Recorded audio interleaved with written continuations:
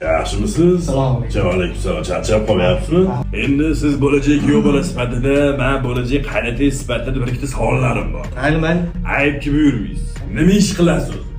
Fizkultur turnirida o'qiyman. Trener bo'lib zalda ishlayman. Ha, yaxshi.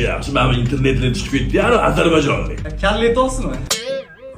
Ha, kalla aytolman.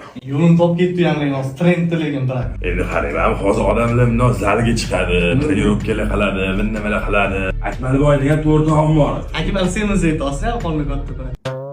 O'shani aytyapman. Ozoldir lekin o'sha. Endi men hozir zalga chiqish shart bo'lmay qoldi-da. Mana misol hozir plastik operatsiyalar, xirurglar bor.